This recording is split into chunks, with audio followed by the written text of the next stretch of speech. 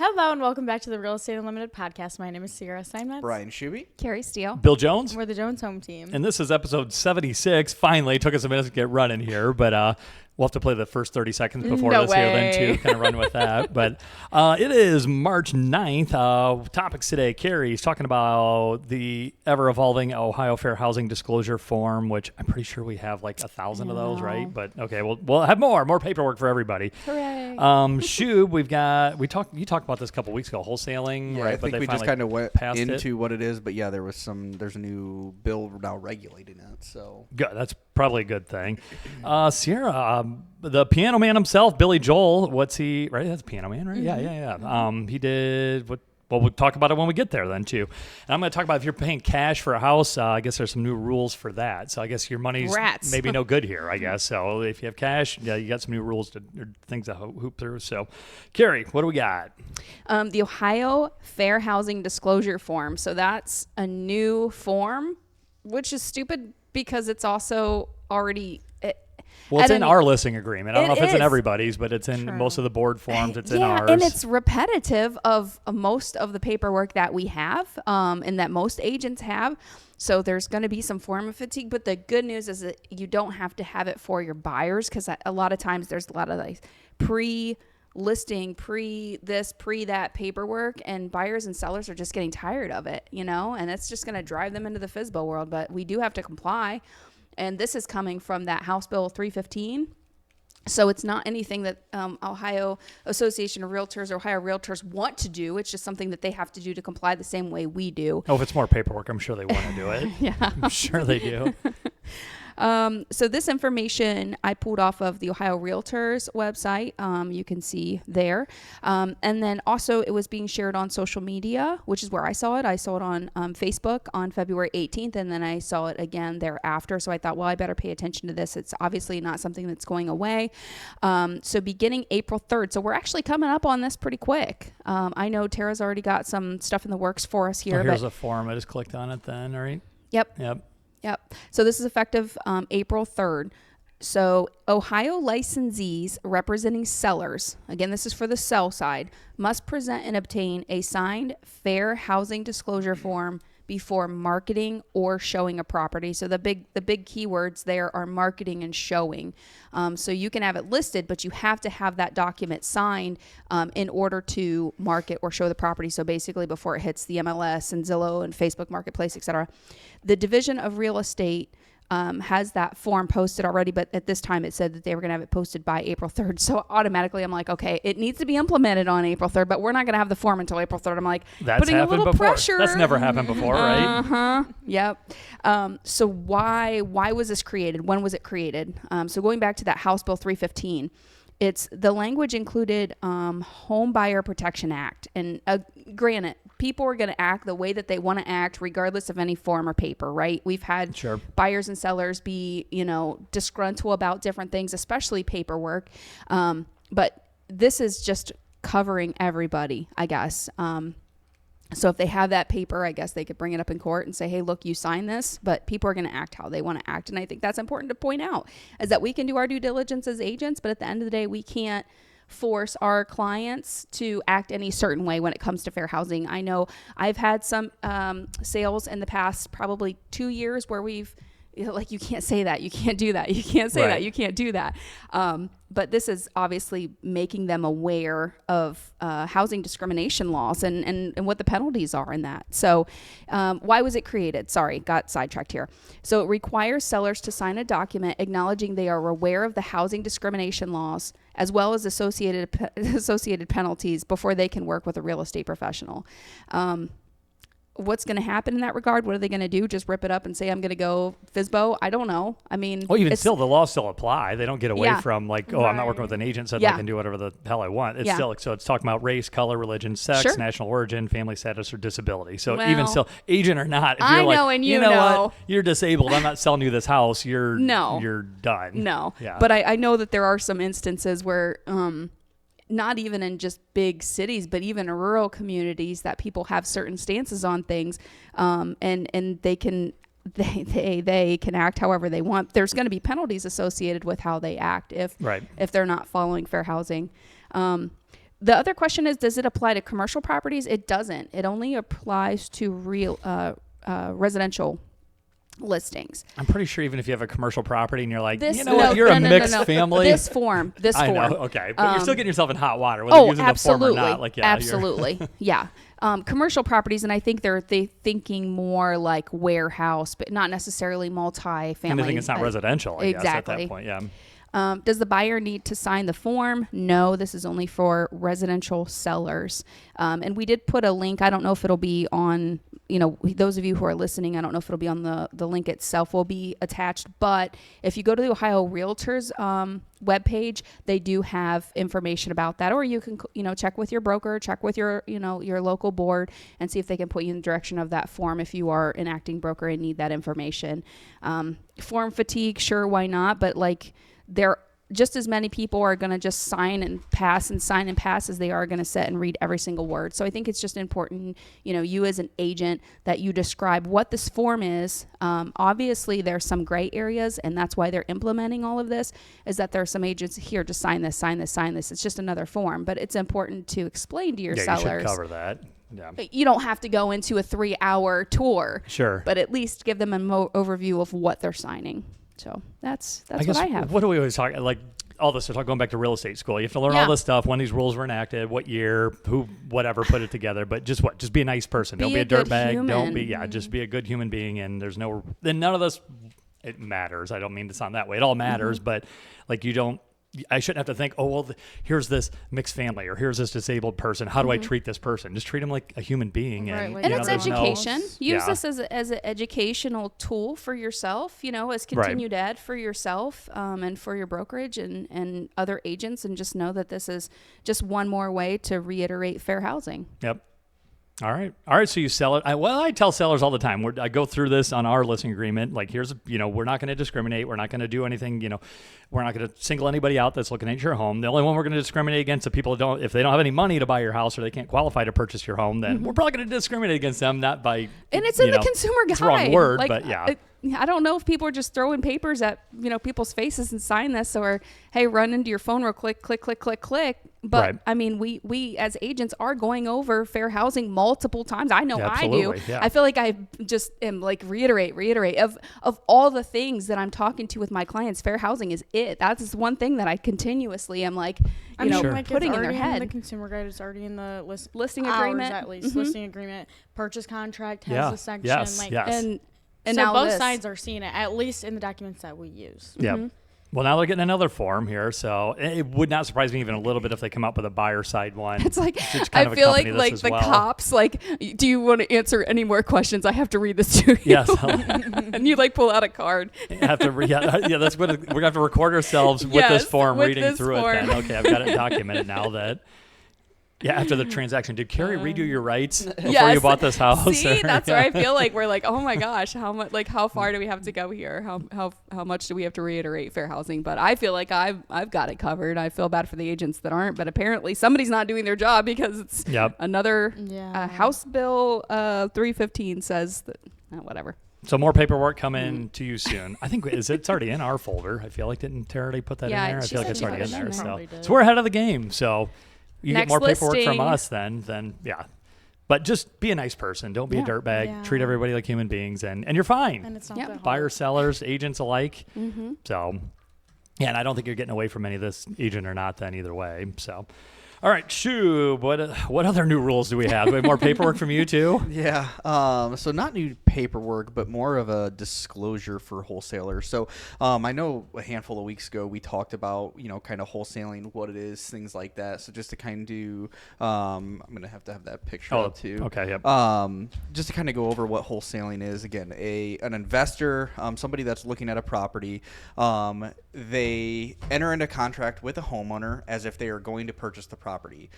They do not actually intend to take ownership of the property. They intend to assign or transfer the contract to another buyer for a profit. So typically they either charge a fee or they charge they're like, hey, whatever, I whatever I train or what do I want to say? Like a percentage? Yeah, yes, or whatever I assign this to somebody else for, I'm going to collect the difference or the profit. Oh, yeah. So, if the wholesaler's under contract with the homeowner for $100,000 and they sell it for $125,000, that wholesaler would get the difference. Get the difference, then. yeah. There's been a lot of,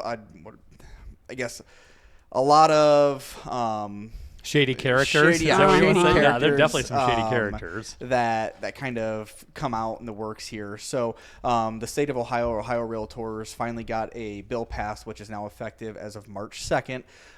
So the new law. So written disclosure is required. So before entering into a contract, a wholesaler must provide a separate written disclosure that identifies them as a wholesaler, states that they do not represent the homeowner, explains the contract may be assigned to a third party, states the homeowner may receive below market value, which kind of, in a lot of instances, I feel like would scare a lot of people right there. If they're like, well, what do you mean I might not be getting what my home's worth?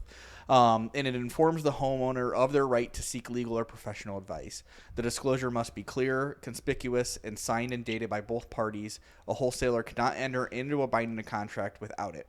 The next part of that is the right to cancel. If the required disclosure is not provided and signed, the homeowner may cancel the contract at any time before closing without penalty. Earnest money must be returned within 30 days. Legal consequences. Failure to comply may be treated as an unfair or deceptive practice under the Consumer Sales Practice Act. So pretty much, obviously fines and suspensions and things like that. So why it matters. This increases transparency and helps ensure homeowners understand who they are working with and what they are agreeing to before signing the contract. So in short, I think this is I think this is going to kind of hurt a lot of the wholesalers because I think this is finally going to, Again, I don't know. I've been involved with the buy side of a house, where the wholesaler's been involved, but I guess we don't see the wholesaler side with that seller, that contract with the seller. Well, a lot of times they'll call us and be like, "Hey, I got this property, bring me your buy." Yeah, but I just looked at one not too long ago. I guess I'm saying I don't know what the flip side of that conversation looks like with the wholesaler and the seller. So I'd be curious to see what that looks like and how this winds up affecting that, given all of those initial disclosures of, hey, I'm a wholesaler, I'm willing to make an offer on your house. You may not get the current market value of your home, but here's this. I'm interested to see how that ends up playing out. So I wonder if when that wholesaler purchases the home and then resells the loan, I wonder if, and this is somewhat off topic, but people that are in most of those instances, the wholesalers never mention, but well, like I don't think you're technically supposed to. I don't think they're supposed to do this, but I don't think they actually ever intend on purchasing that home. There's usually so many outs in that contract that if they're like, hey, here we're going to close in 45 days. Right. They're just holding it. If they can't assign that property within that 45 days, I think they usually they almost always exercise some escape clause. So they actually never get out of it, or never fully intend on purchasing that property. So it only changes the hands the one time. Correct. Basically. So when it actually closes, it's actually the seller. So the wholesaler is literally just kind of like the middle person. Yeah. They're just selling the option on the contract, basically, the option to purchase. Like in the instance, the one that I did, the seller signed it over to my buyers. The wholesaler never was involved in at it. all. Yeah. But they're taking the difference between purchase price to seller and purchase price to buyer then. So they're just taking that, whatever that number is. So that's probably a sexy number. So I'm so torn on this because I love people. Like I got friends that like buy and sell and flip stuff on Facebook. You know, they'll find a deal on something, they'll buy it, sometimes decent sized stuff and turn around, flip it, make $1. Well, if somebody doesn't know the value of it or they need to come out from under it, or they need to just get rid of it. Yeah. They're, I guess, providing a service of that. Hey, I'm going to give you the cash fast, but I'm going to turn around and resell it quick. But how good is that than a pawn shop, though. But how good is that service if you never intend on fully purchasing that property? So yeah, it's totally different. So these scenarios, exactly like you laid out, my experience, I've dealt with a lot of these. My experience has always been these people have no intention of buying. They'll call and say, I bought a home. I bought this house. I want to sell whatever. And sure enough, you get through the paperwork. They have an option to purchase this home. They have a 90-day window to close on it. They haven't given any money. They haven't done anything. They're making all these promises to the seller. I'm going to give you're in a bad situation, whatever. I feel like the ones I've been involved with, it seems like they're kind of taking advantage of people. Someone that's in a hard luck case, something bad's happening, they need to get out from under the house. So they give them a below market number, turn on, try to sell it for top dollar and just take that difference. So to me, it seems predatory. Because they're already in a bad position. They need every penny they can get. Yeah, and especially with, if they were actually reach out to an agent or attempt to sell the home, to somebody actually that really wants to buy it, not just, again, profit from, where your situation. Profit from your situation. I feel like that's putting them, if they can't get it done, you just now wasted 30, 45, 60 days off market with somebody who never actually was intending to sell the property. And then in some cases, they could have probably already foreclosed. If they were in pre-foreclosure or they were facing being evicted from their property from non-payment, now they're dragging them out 90 days and never fulfill their duties. Now those people are now behind all of those additional payments. They were already screwed in the first place, and now it's even farther out. Yeah, because they thought, hey, I got my house sold. I got my house sold. Well, sold. Not necessarily. You did you and read God the forbid they have already put down payment on another lease or rental or something. So, and a lot of those people too, it's been that way. I've had the other side where they're trying to buy another home, maybe downsize or whatever. So we're looking for homes, and at the last second, they pull out, buyer just says, "No, I'm exercising my escape clause or my contingency. I'm not going to follow through with purchasing this home." So, but what you said, Brian, too, a lot of times they'll employ us to then list the property. So had this home seller just called an agent and put it up for sale, we probably would have had an actual good buyer to purchase the home, getting them as much money as they could, versus them getting undercut by this wholesaler, and this wholesaler then still employing us to sell it. It's no different. It just, I think it's just come to us first. The sellers just don't know there's options, or they get this dangle of a quick close and cash and whatever. We'll make this fast. Yeah, well, it's one of those, again, whether have your attorney or seek legal advice and have somebody review that, because again, how long is their inspection period? Is it for the whole length of the contract? The day before the contract? There's so many. Again, check for those contingency dates and see what they are. If it's too good to be true, it probably is. That and it's just bad. Those poor people, and most of them are just in a bad scenario. They probably don't have an attorney. A lot of these people, they don't have an attorney on retainer. They don't know who to contact with any of that. So I mean, even in some situations, I know we've dealt with a couple of them, and I've been like, hey, show me what you have, and I just take a quick look at it, and I'm like, again, I'm not an attorney. However, I'm just reading you how this reads. I would definitely double think or talk with somebody who can actually provide you with legal advice. Did they provide a form yet? Like you said, there was like a disclosure they needed to make obvious, I guess. I don't know if there's a form or if those are just things. See, because that's the other thing. I feel like it's going to almost have to be a form. I wouldn't rely on the wholesalers to. Oh my! Just imagine what that thing looks like. That thing's going to be just a work of art. Like just here, this napkin. I'm supposed to disclose these things that I might be taking advantage of. And again, I'm not trying to broad brush paint all of them as terrible people, but everyone I've dealt with has been pretty terrible. Yeah. I don't know if they all are or not, but definitely does not seem like they have the homeowner in their best interest. No. For most of the ones that we I give credit to them. They want to go make a dollar, hustle, but like go flip a refrigerator on Facebook. Yeah, right. Or something. Don't abuse somebody out of their home. So all right. Well, I have some good news, Sierra. What do we got? The piano man? What's he doing? For all these wholesalers that are making all these big dollars, you can now rent Billy Joel's Long Island mansion. Well, it's no longer his, but his newly sold Long Island mansion for nothing less than $100,000 a month. How would you like to replace that roof? So this is where he lived, I guess? Yes, for a long time. It was one of his residences. Honestly, I figured it'd been more than that. $100,000. I mean, again, that's outrageous. I wouldn't, right? But I mean, some places I've seen even around here for $2,000-3,000 a month are just nothing like this. New York. Yeah. So this house, kind of the history of it. It was bought by Billy Joel in 2002 for $22.5 million. And since then, he's put it on and off the market a couple times. Recently, it underwent a 6-year, multi-million-dollar renovation. It hosted 2 of his weddings on this property. 2 of his weddings. Two of his weddings. If I was that second bride, I would have been a little peeved. But, and then most recently, it was sold to an undisclosed buyer for $28.7 million after that multi-million-dollar renovation. How much? $28 million? I'm trying to do the math here real quick. I'm not trying to be apparently, the second wedding didn't work out because they sold the mansion. So you might be onto something, Sierra. What math So you are could rent it doing? for. So I'm just thinking. So if you bought it for $28 million, if you're just renting it, $100,000 a month, that's 280 months. So by 12. So you could rent it for, is that right? 23 years before you actually paid it off. I mean, so if that's you just, not bad. I mean, really, yeah. That's I'd probably Yeah, because it'd be like what $1.2 million for a full year. yeah for a full year there, and then Wow. you don't. I don't have to maintain. Can you imagine maintaining that place? Yeah, Yeah. and then Oh, then no. the taxes when you do finally buy Right. it. Whoa.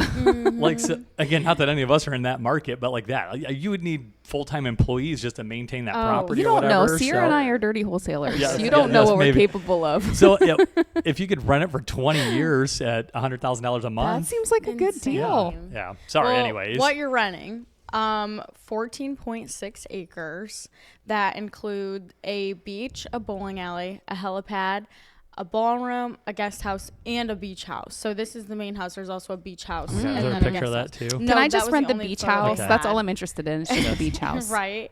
And, This and is, I went to a different site, so I think this must be the inside of it. maybe, yeah. I mean, it's not ugly. The in Ooh. the interior of the main house has 11 bedrooms, 19 bathrooms, and it is 20,000 square feet. That's outrageous. The Where's the guest house is like bigger than my house if it's that on the right. Right. Where's Maybe the it's- helicopter Like, that's pad? like- I don't know where to park my helicopter. I don't Maybe know. it's just I that just- big 14 pad That right pad there. right there, probably. I don't know. I have no idea. It's got to be more than that, I'm sure. Or Well, that's probably the beach or the oh, there I is was a gonna beach say- house. I Yeah. think- maybe guest house? that's the guest house or the pool house or something. That's wild. Whoa. Oh, the bowling alley. There's the Yeah, that's so bowling fun. alley. Bowling is pretty expensive, so if you could factor that into $100,000 That's for fun. that's wild. So where's he yeah. living at now? I don't know. And they did not disclose who bought An it either. undisclosed location. Yeah. Poor dude. If he needs an agent, we don't service. Yeah. If he's coming to Ohio, Billy Joel, give us a call. So That's yeah, fun. that's in Long Island if you're looking for a cheap Airbnb. Cheap. I wonder what is the most expensive Airbnb, you think? Who knows? We'll have to- Probably Hmm. this one. I know there's Well- some expensive ones in Florida because I accidentally looked. Well, I was looking at Key Largo in northern Key Largo, which I've never even been to. There was some that were like $20,000+ a month, just drop of the buck, like multiple. I'm like, and that wasn't even like that was matching my what I was looking for. So Sure. if I cleared all that, who knows what That's wild. Oh, off topic. Columbus, Ohio, because I was looking at the Arnold Classic, right? I was looking Right. for Airbnbs down there for the boys, and they have one of those 3D printed houses that we talked about, the little square. Oh, and it has really? like Yeah. the glass all You can around Airbnb it. that now? Yeah, That's pretty yeah. cool. I was like, Oh, oh, that's so cool. I gosh. want to talk about that Huh. That's because it's fun. right in Columbus. Like you Yeah, could actually that's we could wild. road trip. So I don't know if Billy Joel's house is purchased with cash, but now apparently there's a new anti-money laundering rule for cash purchases now in effect. So apparently this was a problem. People laundering money, purchase. I guess you guys have all worked with cash buyers. Did you ever get the feeling, like, oh man, this is some money laundering, or I'm worried about something? Carrie's maybe. not that I We'll can talk So about. now I'm thinking about my No. cash buyers. I'm like, No, I don't think so either. So, but apparently there's a new anti-money laundering rule. So this new regulation went into effect March 1st. So just as of 8 days ago, as of today. So under the new rule, I think they're more focused on legal entities. It wasn't so much worried about Brian Shuby buying a house with cash. It'd be like if it's Shuby Offshore Accounts LLC out of Dubai, they're probably worried about like, well, where's this money coming from, or who's this guy doing it? So under the new rule, legal entity or trust, if they buy a piece of residential real estate without financing through a non-regulated lender, which again, I don't know why you'd need a lender if you're paying cash or why that's even part of the equation, but the closing or settlement agent must report the details of the transaction, including the legal entity, the trust involved, the owners of the entity, any individual signing documents on behalf of the entity, the seller, the property being transferred, social security numbers, and all information and payments and where they're Wow. going. So they want to know everything. blood type, firstborns, Yeah, middle pretty much name. everything, but everything but a stool sample. They want all of that then. So, It's coming though. but so us agents, that doesn't really apply to us, other than to let our cash buyer know. So if you get, we gotta get those phishing emails. The Prince of Arabia wanting to send you Yeah. money. If he wants to purchase a home, I guess you need to let him know that they're going to want to know everything about him, the transaction, and everything going on with it. So, I haven't had a whole lot of trust, I guess, buy property we've had LLCs and entities, I guess, buy it, but then too, it's not like it's a secret. Some, guy shows up in a black limo that nobody knows and signs the documents either. So, But I mean, you can't hide it either. I guess it's like any kind I know, of and people do get offended. Like when you ask for proof of funds, if they say they're buying with cash, like we don't care, but we have to have that, and they're going to ask down the road. You might as well just have it moved to wherever. Like I know you talk about a bank, but if they're moving money from a 401k to, or whatever, they're taking it from a savings account or something, or mom or dad, whatever, moving that money over. Like it's got to be clean, and you have to be able to see where those funds are. Like the mattress money. Yeah. Yep. So going back again, the settlement agents will be responsible for reporting this. I don't know who they're reporting it to, or what. I mean, the IRS or whatever. I'm not sure. Maybe it said in there. I missed that, but they need to educate everybody. The NAR, National Association of Realtors, added that it's unclear just how many transactions this may impact. The association gave some numbers. So there was about 28% of all buyers, cash buyers. NAR said that last year, 22% of residential transactions were bought through an entity. So 28% cash and 22% through some entity. So that'd be some living trust. I don't know if they count that as, Shuby and I have talked about, like we have a trust for our family. Is that considered the entity buying it? Like to me, that's not like I'm trying to pull some shell game or, hide all my oil money somewhere. But you wouldn't have a problem providing them with that information either. If you were buying a house for the kids through your trust, you would just be like, that we're buying a house for the kids through the trust. Right, yeah. And that's it. So during the first half of 2025, about half of U.S. homes priced between $2 million and $5 million were purchased with cash. That blew me away. So $2 to $5 million, half cash, or half the sales were cash, which just blows my mind that people just have $2 to $5 million in cash to buy a home with. But 65% of the homes priced between $5 million and $10 million were paid for in cash. So it seems like the more expensive the home is, the more likely it is that it's going to be a cash buyer, which I guess if you're buying a $10 million home, you probably have some funds available. You're not having to go down to the local bank and say, I need me a loan. So money launderers, so kind of the rule, kind of the sum of this, money launderers make poor neighbors and poor landlords. In turning off the spigot of dirty cash, this rule may help correct ongoing market distortions in the residential real estate sector caused by money laundering and give tenants facing neglectful landlords a better chance at accountability. Did you write that, Bill? I know that's all. It's in this Inman article. So I don't know. It just I don't see that anywhere in Northwest Ohio. I don't. No. I mean, that's our world, I guess. So maybe like Toledo or like a bigger, but not. Maybe. I mean, I don't know. We dabble a little in Columbus and stuff too, and I'm thinking it's Cleveland, Toledo. Talked about those New York buildings that seem to have absentee owners. They're not being cared for. Maybe it's something like that. I need to hide my $30 million. Does it say commercial or? I guess it just was talking about residential. Commercial can get up there really quick, especially if they're talking about like multi-family properties and malls and big places like that. I can see that. Yeah, I guess it didn't. Gas stations. Talk commercial. So you're talking residential. It should be 4-unit or less hotels. Homes. Yeah. But that would be commercial then as well. I don't know. The only one we ever had, we had here in the one drug dealer that had the house that was just, he completely over renovated this duplex, and the prosecutor hired us to auction it off. And that house was nice, and every landlord in town wanted that property then too, because this guy put a ton of money, but he was just laundering his illicit drug money into this property. I don't know what he was selling. Apparently something good, because he had a lot of money to put into this house, and the thing sold for pennies on the dollar for what it was. But that's only, I guess, it wasn't really money laundering. I guess it was money laundering. I mean, if you're using that as a shelter. Putting his drug money in there. But he didn't use an entity, so it didn't need reported. So he had it in his own personal name. So if you're buying all you $2 to $5 million and $5 to $10 million buyers, I guess you're gonna have to report it if you're putting in some entity's name. But what title company do you walk into where they don't ask for everything, an ID and all that stuff anyways? Yeah. So. Right. And then you have to sign on behalf of whatever that is. Right. I guess it's just now the obligation for them to report it to whomever. So it'll probably be I would assume it's the IRS. They want to know where every penny is going. Right. So I would think.